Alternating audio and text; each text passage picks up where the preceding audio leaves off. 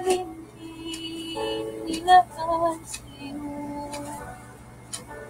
Mahina sa puso ang pagkatao ko. Nananalig ko sa'yo'y hindi siniseryoso. Ngunit ngayon'y natag na ang pagkatao ko. Mula nang makilala ka,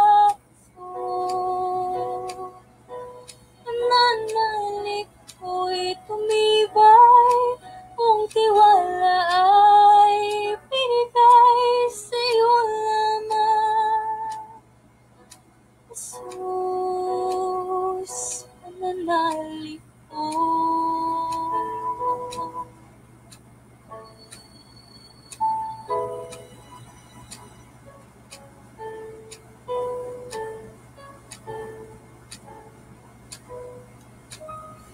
Buhay sa kasalanan ng puso ko.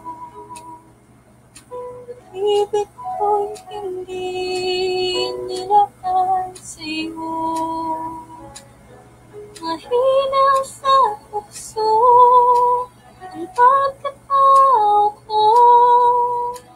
Nananalig ko sa'yo'y hindi siniseryoso.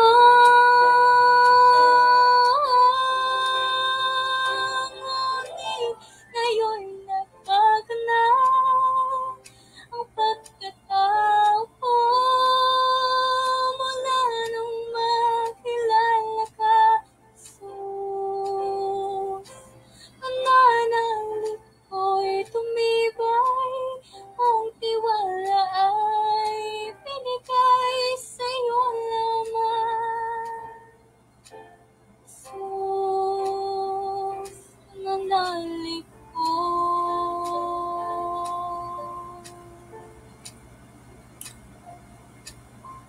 Sa'yo lamang.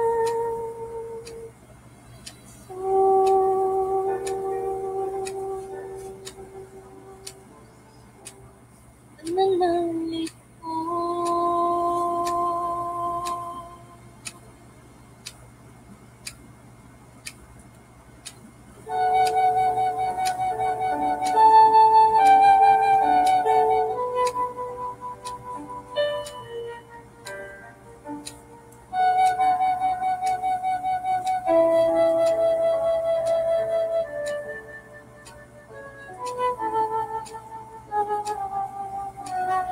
Sa ngalan ng Ama at ng Anak at ng Espiritu Santo. Amen. Pinupuri ka namin, namang Diyos na makapangyarihan sa lahat. Sa mga oras na ito, muli kang maghahanda ng isang piging online na kung saan ang iyong mga salita, ang mabuting balita, ay magbibigay ng kagalingan sa aming lahat. Kaming mga nawawalang tupa na palagi mong hinahanap upang dalhin sa iyong pastulan. Sama-sama po tayong manalangin, humingi ng kapatawaran ng kapuspusan ng Banal na Espiritu Santo upang ang Thursday Gospel ay maipunla sa ating puso. Makapagnilay tayo sapagkat ito ang pinakamahalagang biyaya sa bawat araw na pinagkakalob sa atin ng Diyos. Ama, patawarin mo ang iyong panglingkod sa mga pagkukulang, sa mga pagkakataong para din akong tupang nawawala. Nalisin mo po ang aking puso at sa mga oras na ito, tago mo ako sa iyong liwanag. Ikaw ang mabigyan ng papuri, ng parangal, sapagkat ikaw, Panginoon, ang karapat-dapat na paglingkuran, ibigin, higit sa lahat. Muli, dalangin ko din ang mga makakarinig ng mabuting balita. Lord, batid mo, nakikita at nararamdaman mo ang aming pagtugon sa tawag mo sa bawat mabuting balita na inahandog mo sa bawat araw. Kasama ka namin, Lord, na nanalig kami ng iyong banal na Espiritu ay naririto. Lalo na sa mga pagkakataong mabuting balita ay inihatid mo sa bawat isa. Yes, Lord, tulungan mo kami. Ikaw ang mangusap. Kung paano ang mga pagkakataong kami nawawala na parang tupa. Sabi namin marinig ang iyong tinig upang ikaw lamang aming sundan. Sapagkat hindi kami maliligaw, hindi kami mapapahamak sa iyong tinig, Panginoon. At sa mga oras na ito, ang tinig mo ang maglangaw sa aming puso. Marinig namin kung gaano kami kamahal, Panginoon. Come, Holy Spirit, we need you.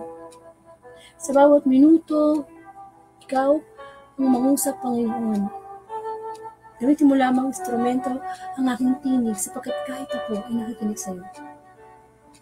Kababaan ng loob at karunungan, Panginoon, ang lahat ng ito'y dalangin ko po sa iyo, Ama, sa pangalan ng Anak, kaysa ng Espiritu Santo. Amen.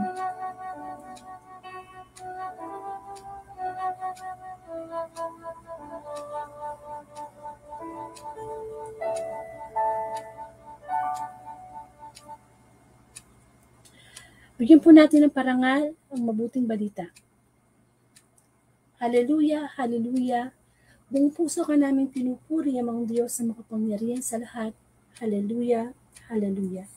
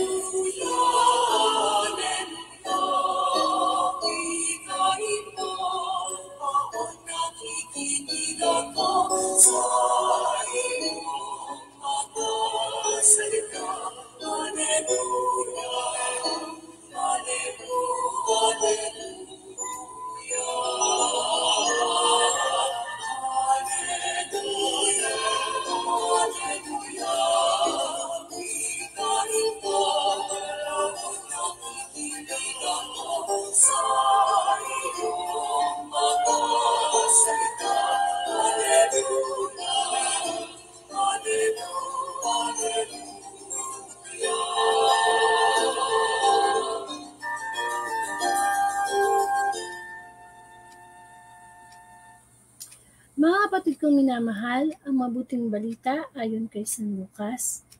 Papuri sa iyo, Panginoon. Isang araw, ang mga maniningil ng buwis at ang mga makasalanan ay lumapit kay Jesus upang makinig.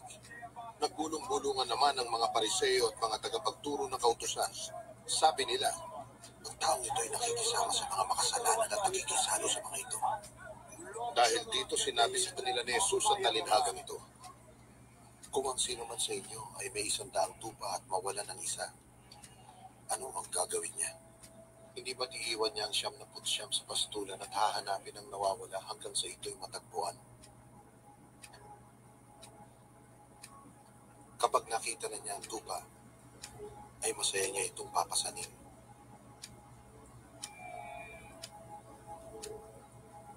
Pagdating sa bahay, aanyayaan niya ang kanyang mga kaibigan at mga kapitbahay at sasabihin sa kanila, makipagsaya kayo sa akin dahil nakita ko na ang tupa kong nawawala. Sinasabi ko sa inyo, magkakaroon ng higit na kagalakan sa langit dahil sa isang makasalanang tumatalikod sa kasalanan kaysa 99 na matuwid na di nangangailangang magsisi.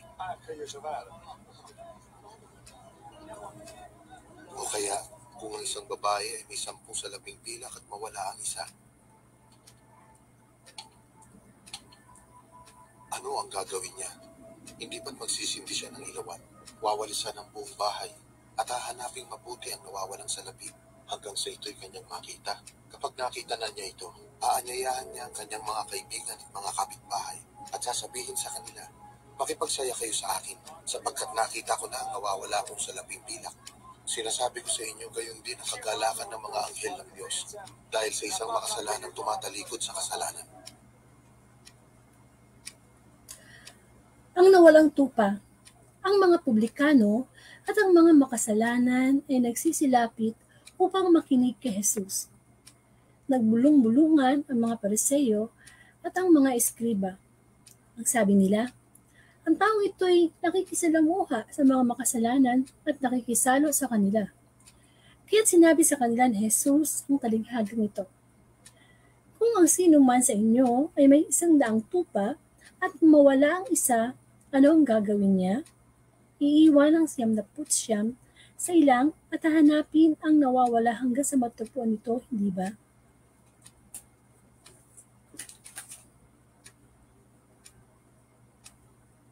Kapag nasumpungan ay masaya, niyang papasanin ito pagdating ng bahay. Aaniyahan niya ang kanyang mga kaibigan at mga kapitbahay.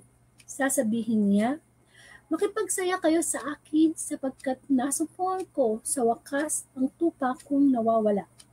Sinasabi ko sa inyo, magkakaroon ng higit na kagalakan sa langit dahil sa isang makasalanang nagsisit tumalikod sa kanyang kasalanan kaysa 99 na matuwid na hindi nangangailangan magsisi.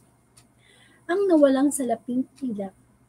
O kaya kung isang babae ay may 10 salaping pilak at mawala ang isa, ano ang gagawin niya? Sisindihan niya ang ilaw, wawalisan ang bahay at hahanapin mabuti hanggang sa masumpungan ito, hindi ba? Kapag nasumpungan na ito, ay anyahan niya ang kanyang mga kaibigan at mga kapitbahay. Sasabihin niya, makipagsaya kayo sa akin sapagkat nasumpungan ko sa wakas ang nawala kong salaping pilak. Sinasabi ko sa inyo, gayon din ang kagalakan ng mga anghel ng Diyos dahil sa isang makasalanang nagsisit tumalikod sa kanyang kasalanan. Ang mabuting balita ng Panginoon, pinupuri ka namin, Panginoong Jesucristo. Welcome po sa Word of God Daily Gospel at Facebook Live. At ngayon po, Thursday Gospel po ang sama-sama nating pagninilayan. Salamat sa Panginoon, November 3, 2022 na po ngayon.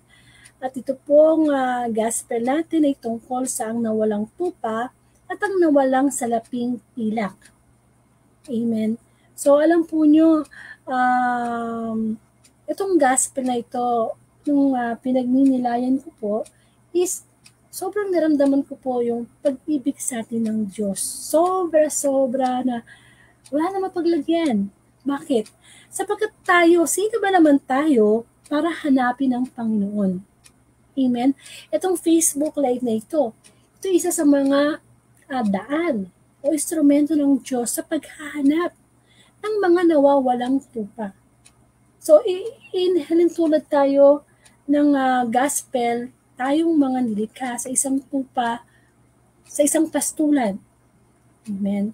So, alam naman natin na ang mga Pariseo, mga eskriba, pag nakikita nila na ganyan na ang Panginoong Hesus ay nakikisalamuha, nakikisama, nakikikain, nakikipag-usap sa mga taong makasalanan, tumataas na yung kanilang kilay. Amen? Kasi syempre ang tingin nila sa sarili nila, hindi dapat ganun. Dahil sa panahon nila, yun nga lang may yung taong may sakit talagang pinandidirian na nila, no? Hinihiwalay na. Kasi marami silang sunod-sunod na mga kautusan ni Moises. So, pero ang Panginoong Hesus, napakaganda ng kanyang halimbawa na ipinakita. Nagkwento siya ng talinghaga tungkol sa tupang nawala. Sabi nga 100 tupa ang pinapastolan ng magpapastol, nawala yung isa. Iwan mo na niya yung 99, hahanapin niya yung isa. Ganun magmahal yung magpapastol sa kanyang mga tupang inaalagaan. So, kung dadalhin natin ng spiritual na mensahe ng Panginoon sa panahon natin ngayon, hindi lang tayo 100 tupa. Napakaraming tupa dito sa buong mundo. Ang tanong, ilang mga tupa ang araw-araw na nasa pastulan o nasa pangangalaga ng ating Panginoon o nagpapaalaga sa Diyos? Ang problema po sa atin, lagi tayong inimbitahan ng Diyos na lumapit sa Kanya. Di ba sabi nga ng Panginoong Hesus, lumapit kayo sa akin kayong mga napapagal at kayo aking pagpapahingahin. Pero ang problema natin ngayon, lagi nandito ang invitation ng Diyos na magbalik loob, magsisi na sa mga kasalanan, tumalikod na, wag nang bumalik. Pero hindi lang tayo nawawalang tupa. Tayo ay nagwawalang tupa. Ayaw nating papigil. Sabi nga nung kasabihin the more na pinipigil mo, lalong nanggigigil. Amen. Sabi nga, ano bang gusto natin? Maging tupa ng Diyos o maging kambing? Alam naman po natin ang ugali ng kambing. Kain lang yan ng kain. Nguya ng nguya. Tapos idudumi lang yan, no? Samantalang ng tupa, napakaano niyan Talagang umaasa yan sa boses na nagpapastol sa kanya. Para yun ang guide niya, hindi siya madisgrasya, hindi siya mahulog sa bangin. Amen. Pero ang gustong ipunto sa atin ng Diyos, sa ating mga tao, lalo sa panahon ngayon na talagang ang pride ng nating mga tao ay talagang napakataas. Napakataas. Ipinapakita sa gospel na ito yung walang hanggang pagtsatsaga sa atin ng Diyos. Walang hanggang tiyagang paghihintay na tayo'y magbalik loob sa Kanya. Kasi, iba magmahal ng Diyos Unconditional love. Hindi kamukha natin mga tao kapag nagkakasala sa atin ng kapwa natin, bahala ka na sa buhay mo, mawala ka na sa buhay ko. May mga dialogue pa nga tayong naririnig na kapag tayo nagagalit sa isang tao na hindi kita mapapatawad sa kasalanan ginawa mo. Di po ba? May mga ganyan. May mga tao talagang hindi sila makapag-move on. Ibang tipong ilang dekada na yung kanilang sama ng loob nila sa kapwa nila, hindi nila ma-let go. Amen. Kaya nga 'di ba sinasabi na hindi kita mapapatawad, huwag ka na magpakita sa akin. Pero hindi naman din ng Panginoong Hesus. Dinadaig pa nga natin ang Panginoong Hesus pagdating sa pagdating sa compassion. Meron tayong sukatan. Sinasabi naman sa atin ng Panginoon na kung ano yung sukatan na ginagamit natin, eksakto, yun din ang sukatan gagamitin sa atin ng Diyos. Na kung di tayo nagpapatawad, di din tayo papatawarin ng Diyos. Hindi ba sa batas ng tao, di ba nagkaroon tayo ng mga iba't ibang presidente dito sa Pilipinas. Merong presidente na pabor sa death penalty. Meron namang presidente na ayaw ang death penalty. Bakit? Dahil para sa Diyos, hanggat humihinga pa ang kanyang nilalang, meron pa itong pag-asa ng magbago. Amen? Lahat tayo makasalanan. Hindi porke ikaw ay nakasuot ng puti, ikaw isang pare, ikaw isang lay minister, ikaw isang mangangaral, hindi ibig sabihin nun, masyado ng banal ka na, hindi ka na makasalanan. Amen. Mas malaki pa nga ang pananagutan ng mga taong nakakakilala at nangangaral ng salita ng Diyos pagkatapos gumagawa ng kasalanan. Pero bagamat ganun man, lahat tayo binibigyan ng pagkakataon ng Diyos na bumalik sa Kanya. Kasi nagwawalang tupa tayo. Ayaw nating papigil sa Diyos, ayaw nating sumunod sa Kanyang utos, hindi yung kalooban niya ang makapangyari sa ating buhay, kundi yung ating kalooban. Kaya tayo nawawala. Na alam na natin yung Kanyang 10 utos, pero hindi natin sinusunod. Nawawala tayo sa sarili kapag yung pride na natin ang nag-take over sa ating emosyon. Nawawala tayo sa ating sarili kapag tayo nagagalit. Nawawala tayo sa presensya ng banal na espiritu. Madalas, nararamdaman natin yan kapag ang mga bagay na sinasabi na natin, ginagawa, iniisip, wala na sa hulog o wala na sa rules ng Diyos. Amen. Kung minsan iisipin mo, hindi naman ganun kakomplikado ang pagsunod sa Diyos. Kaya lang, matigas talaga ang ulo natin. Sinusuwag natin ang Diyos. Ibig na maging tupa tayong maamo, para tayong toro na may mga sungay na sinusuwag natin siya. O kaya ahas na pinapakain tayo, na pinapakain pero yung ahas ang tutuka. Amen. Sabi nga, ang utos ng Diyos, kung ilalagay mo sa pinakasimpleng halimbawa isa A, B, C, yung alphabet, no? A, B, C. Anong susunod? D.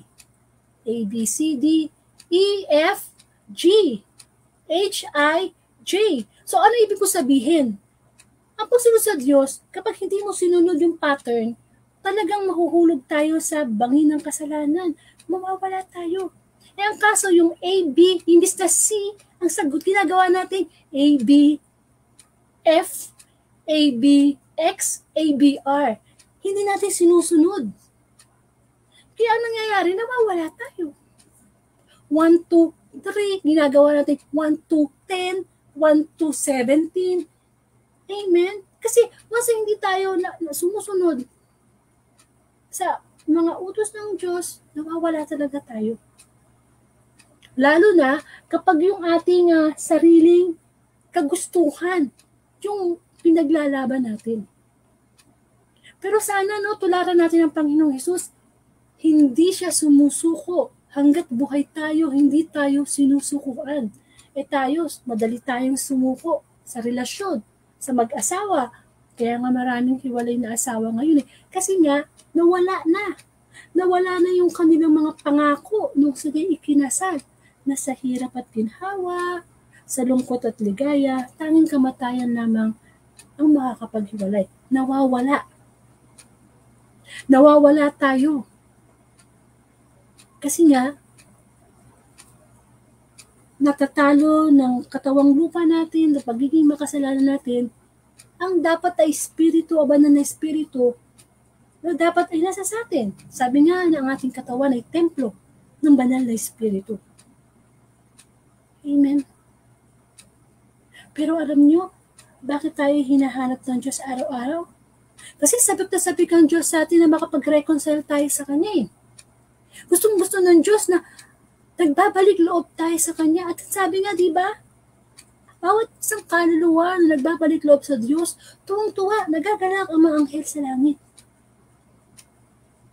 Kaya hindi tayo dapat maniwala na isang tao na sabihin natin, ay, naku, wala ng pag-asa yan, di na yan magbabago. Hindi totoo yun. Hindi totoo yun. Kahit ang Panginoong Hesus, pinatunayan niya yan. Nung siya nakapako sa krus ng Kalbaryo, di ba, may dalawang magnanakaw. At anong sabi ng isang magnanakaw? Hinahamak siya. Yung isa namang magnanakaw, anong sabi? Panginoon, pagdating mo sa langit, sama mo ako. Anong sabi ng Panginoon? Ngayon din, sasama kita sa paraiso. Ilang minuto na lang siguro, mamamatay na yung magnanakaw na yun, no? Kaya nga ako, kung tatanungin mo ako, personally, yung death penalty, ayoko niyan. Halimbawa ako, presidente, ayoko ng death penalty. Oo, lahat ng tao, ang kasalanan ng tao ngayon ay karumag-dumal na talaga. Biro mo, sariling ama, nire-rape yung anak. Yung asawa, china-chap-chap. Diba, nakakarudumal.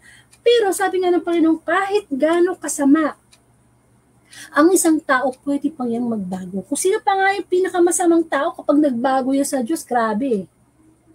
Amen. Kaya dapat tayo, kung sino man yung mga tao nakasakit sa ating damdamin, patawarin natin.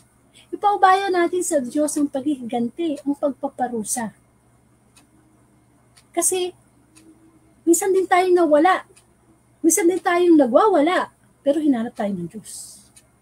Kaya ang tingin natin dapat sa kapwa nating tupa, ay awa din, habag din ang ibigay natin. Hindi naman nagkatawang tao ang Panginoong Hesus para sa mga banal, para sa ating mga nawawalang tupa. And of course, ang gospel din ngayon ay tinuring na sinabi yung talanghaga na nawawalang salaping pilak. Amen, no?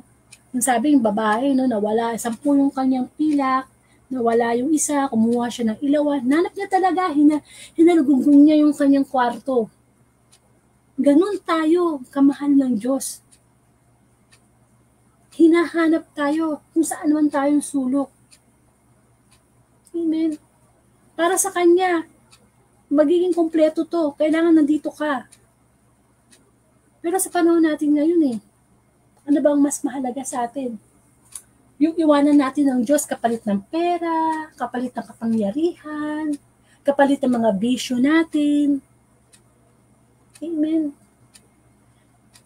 Actually, nawawala tayo, hinahanap tayo ng Diyos, nagtatago tayo Ini-invite na nga tayo ni Lord na, makinig ka na ng salita ng Diyos, ng mabuting balita. Tayo yung nagtatago. Sa buhay natin ngayon, ganun ba natin pinapahalagahan yung mga araw-araw na biyayang ipinagkakaloob sa atin ng Diyos? Nawawala ba sa ating isip ang magpasalamat, ang manalangin? Nawawala ba sa isip natin na, kaya meron akong anak ngayon dahil sa Diyos? Na kaya ngayon ako may bahay, lupa, negosyo dahil sa Diyos? Nawawala ba yun? Kapag nagtitake over na yung ating kahinaan? Huwag natin kakalimutan na kahit ang demonyo, kahit si Satanas, pwedeng magmukhang anghel para tayo ay madeceive, matukso, at dalhin sa kasalanan. Amen. Kaya kung dilimiin mo lang mabuti ang salita ng Diyos, wala pala tayong karapatan na hindi magpatawad sa ating kapwa. Kasi ang Diyos, grabe, ultimo buhay niya, ibinigay niya para sa ating mga walang niya, para sa ating mga makasalanan. Tapos tayo, ganun-ganun na lang. Amen. At kapag tayo ay nawala at natagpuan na ng Diyos, huwag na tayo umalis sa pastulan niya.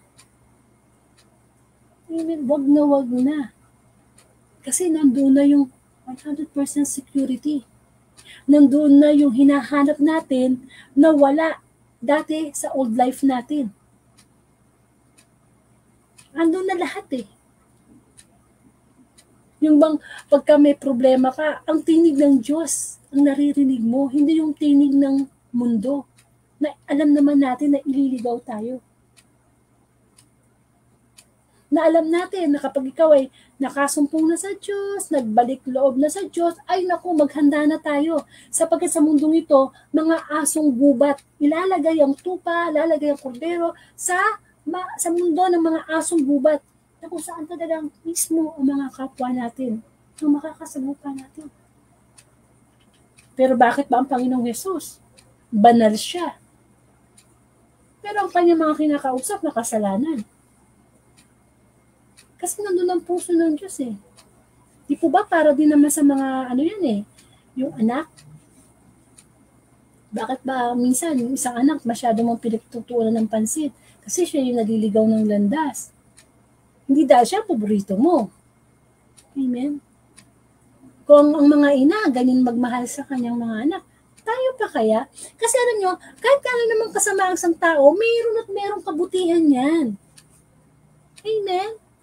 Hindi ako naniniwala na may tao talagang sobrang walang niya. Inuisni lang naman tayo, hindi naman tayo walang niya Wala nga tayong kamalay-malay sa kasalanan Amen? Wala tayong kamalay-malay sa kasalanan. Kaya, tayong mga tao, mahiya tayo sa Diyos kapag tayo ay hindi tayo nagpapatawad sa ating kapwa. Wala naman taong perpekto. Ako, ikaw, makasalanan tayo lahat sa paningin ng Diyos. Pero pag nakikita ng Diyos na sobrang naliligaw na tayo, mas tinututukan niya tayo. Siya ang may karapatan sa atin hindi naman ang diablo Siya ang lumikha sa atin, ang Diyos, Ama. Kaya ganun na lang ang pag-ibig ng Diyos Ama sa atin. Ipinilagay niya ang kanyang buktong na anak para tayo itubusin sa ating mga kasalanan. Kaya tayo nakakalapit ngayon sa ating Diyos Ama dahil sa Panginoong Hesus. Dahil ayaw ng Diyos na mawala ang buhay na walang hanggan na inaalay niya sa bawat isa. Alam mo yung ibinibigay na sa atin ng Diyos ang lahat. pero tinatanggihan natin. Masasabi ba natin sa buhay natin na mawala ng lahat, wag lang ang Diyos? O baka naman nakakapit pa rin tayo sa kapangyarihan, sa pera, sa mga material na bagay na, naku, pag may pera ako, full of security na ako. Hindi na ako magugutom. Pag may sakit ako, meron ako pang hospital. Doon ba tayo? Yun ba yung ayaw nating mawala sa ating buhay?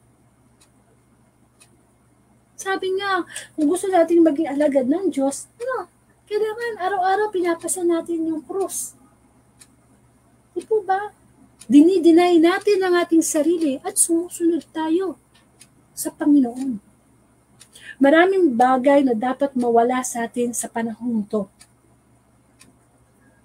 Kasi kapag hindi natin give up yun, hindi natin ibinigay yun sa Diyos, wala. Sabi ko nga isipin nyo sa panahon ito nawawala na yung moral ng mga tao. Iba na ang takbo ng mundo natin. Minsan pera sa pera, di ba? Napapakinggan natin sa news na binabayaran lang ng ganitong halaga para pumatay ng tao. Nawawala na yung dignidad. Amen.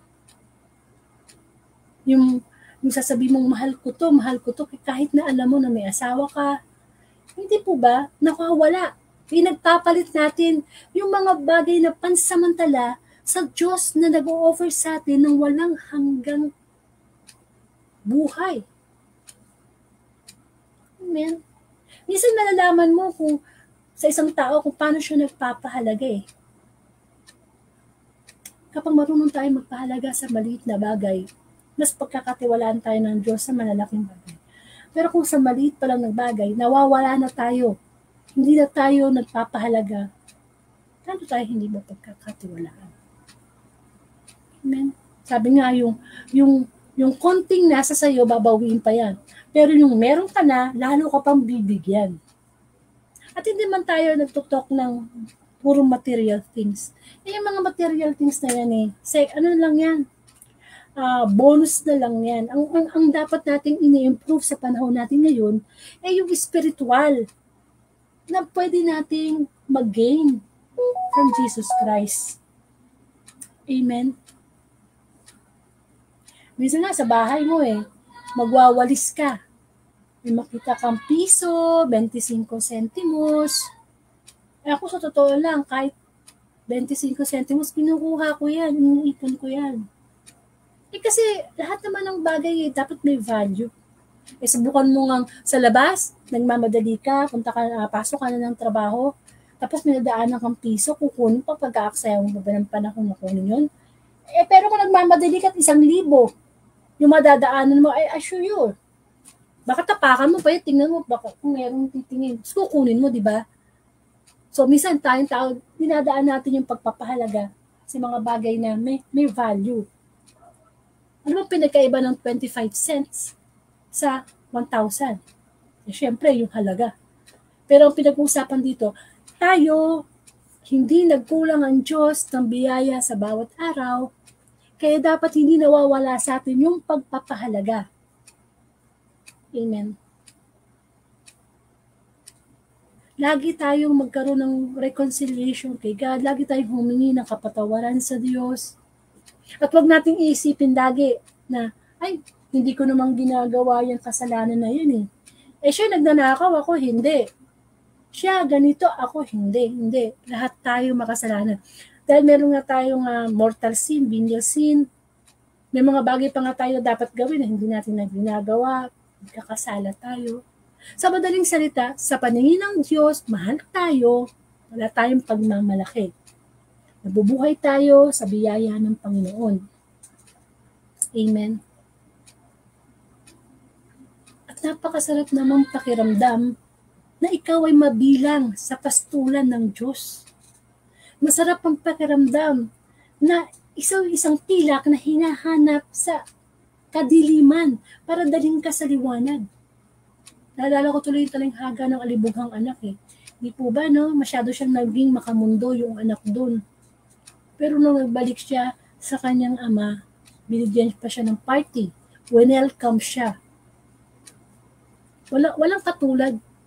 Walang katulad talaga ang pagmamahal ng Diyos. Iiwanan ka ng kahit na pinakamahal mong tao sa buhay mo.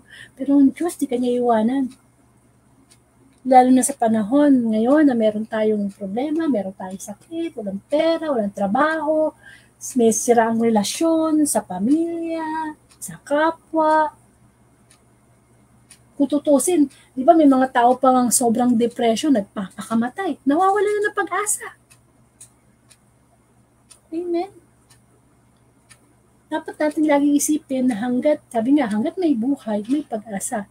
Huwag mawawala ng pag-asa. At ang Diyos lang naman talaga ang makakaunawa sa atin. Mahusgahan tayo na ibang tao, pero ang Diyos, alam niya kung sino tayo. Amen.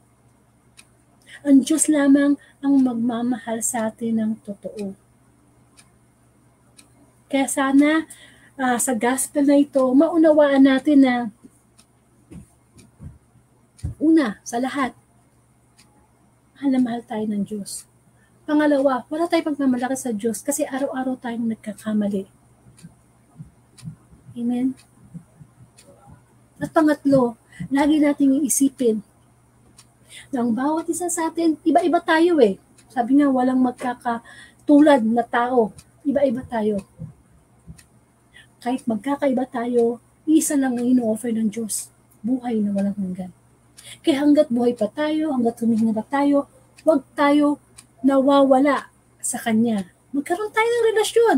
May relasyon nga tayo sa ating asawa, sa ating anak, sa ating boyfriend. Bakit pagdating kay God? Wala. Nawala. Samantalang ang mga taong yun ay galing sa Diyos. Pinapahiram ng Diyos. Kapag ang Diyos ay nasa atin,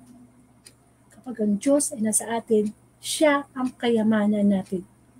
Na hindi mananakaw, ninuman, lalo na ng dyablo. Amen. Tayo po magkaroon ng closing prayer.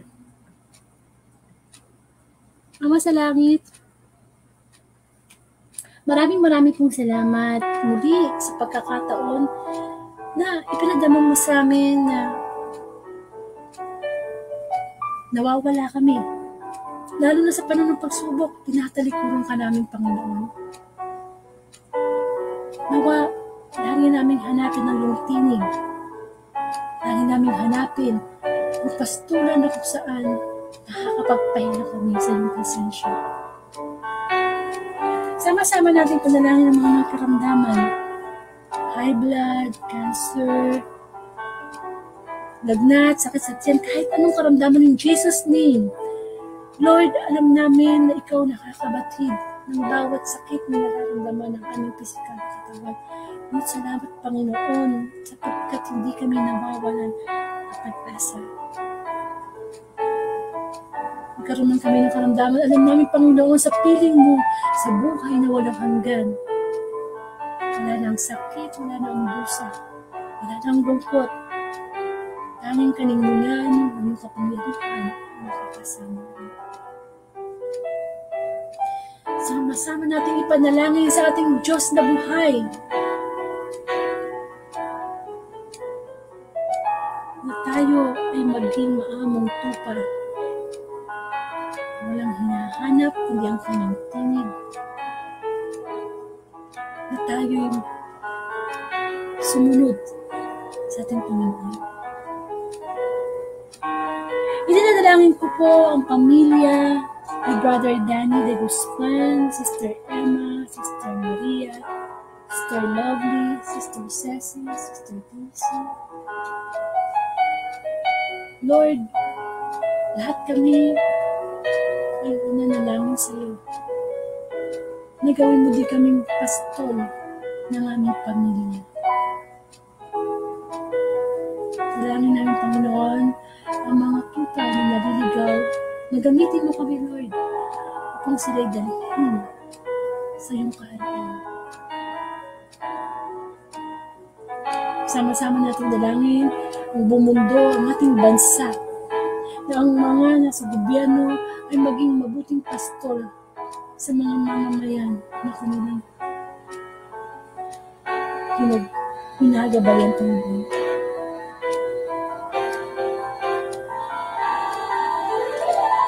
namin sumasalangit ka, sambahin ang ngalan mo, mapasa amin ang kaharian mo, sundin ang buwan mo, dito sa lupa para nasa langit.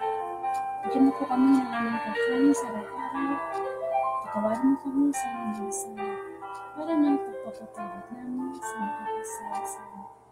Huwag po kami pagtulad sa pagsin, bigyan mo po kami sa lahat ng masama. Amen.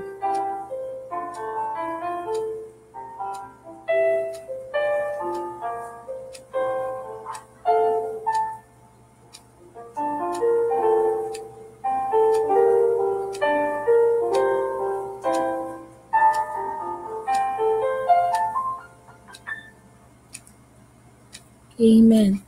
Muli maraming salamat sa Diyos. Ang YouTube channel ko po ay G. Abelia. Pwede po kayo mag-subscribe doon. At ang Word of God po, Daily Gospel, ay mula Lunes hanggang Sabado, alas 7 ng gabi. At kapag Linggo po ay 1:00 ng hapon. At kung ipagkakaloob ni Lord ang Friday, November 4, 2022, alas 7 po uli ng gabi mula kay San Lucas, chapter 16, verses 1-8, ang talinghaga tungkol sa tusong katiwala. At ang magiging guest preacher po natin na si Brother Reynaldo Tan. Amen. So maraming po salamat, and to God be the glory.